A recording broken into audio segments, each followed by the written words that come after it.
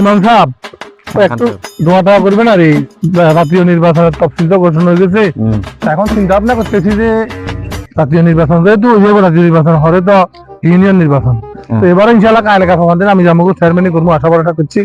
তো আপনি যেহেতু আমরা ইমাম সাহেব একটু মানুষের বুঝা টুজা করবেন, সাপোর্ট দিবেন, আল্লাহ কাছে থাকবেন আরই দোয়াও করবেন, এটা আরই ঠিক আছে, সমস্যা নাই। খান দোয়া হাত নামবেন জন, সমস্যা দোয়া হাতি করেন, দোয়া ইয়ে করেন যাবো আনে ওই ইয়া করিয়েন, ওই অঙ্গ ব্যবস্থাটা রাখি না। অবশ্যই অবশ্যই আনাগো ব্যবস্থা থাকবে ইনশাআল্লাহ। আমরা এনে সাপোর্ট করবো, সমস্যা না, আপত্তি নেই, সাপোর্ট করা যাবো।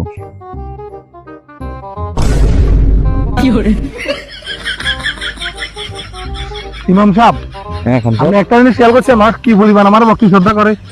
আমার এই মাত্র একটা ছেলে দেখুন তো জুতা খুলি আসলে ঘুমাচ্ছে, মানে এমন ইজ্জত করে সেই জুতা ভাই আমার সামনে আড়িয়ে যান না।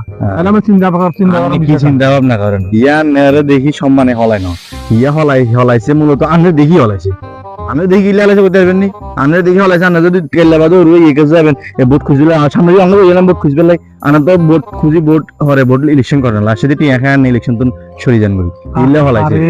ইমাম সাহেব আপনি বুঝেন না, আন্নে শুনেন নিজের আন্নে অনেক চিনেন না, আন্নে হেকাম যে ঘন্টা 2-3 বার ঘটাইছেন না, হিয়েলা আগে বা জানা তো আন্না তো নাম জ্ঞান এলাকাতে বয়কট হয়ে গেছে কই, আন্নে হিয়েলা আগে বা জ্ঞানের নির্বাচন করবেন আরই, আগে বা জ্ঞানের নাম জ্ঞান বয়কট হয়ে গেছে, ইল্লা কোলাই নাম তুমি হলার কথা বুঝেন না না না ইমাম সাহেব আপনি ভুলে না না কথা হিয়ানে না নে যত কথা কইবেন কথা ঘুরে গেরা হিয়ানে।